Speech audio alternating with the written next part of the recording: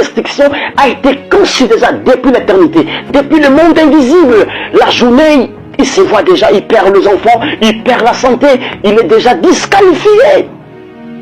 De la même manière, il y a aussi des gens qui entrent dans le monde spirituel, dans le monde des ténèbres, pour engager un certain esprit en disant nous voulons que sa vie soit déstabilisée.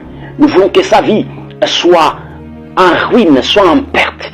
Ma prière est que l'Éternel vous épargne à un certain esprit méchant, à un certain esprit qui a été engagé pour déstabiliser ta carrière, déstabiliser ton ministère, déstabiliser ton étoile. Ma prière est que l'Éternel vous épargne à ceux qui savent exciter le monstre, ceux qui savent invoquer les esprits. Il y a même ceux qui invoquent le diable, il y a même ceux qui savent invoquer les esprits. N'est-ce pas que dans le livre des Actes des Apôtres, 23, le verset 12, la Bible déclare plus de 40 personnes entraient dans le jeûne et prière en disant nous allons être privés de manger, de boire, jusqu'à ce que l'apôtre Paul sera tué. C'est lui que je qualifie comme le Moïse du Nouveau Testament. Mais il y a eu plus de 40 personnes. Ils entraient dans le jeûne et prière. Ils faisaient des imprécations contre eux-mêmes en disant pas question de manger, pas question de boire, jusqu'à ce que la vie de Paul soit tuée. Plus de 40 personnes.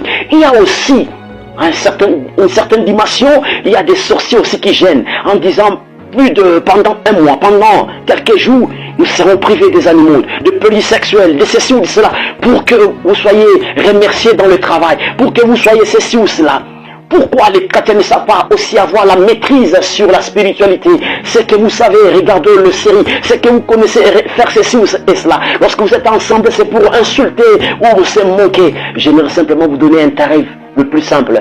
Critiquez moins, mais priez plus. Écoutez s'il te plaît, il y a un monde qui est fou, il y a un monde qui est au-dessus et au-delà de votre entendement.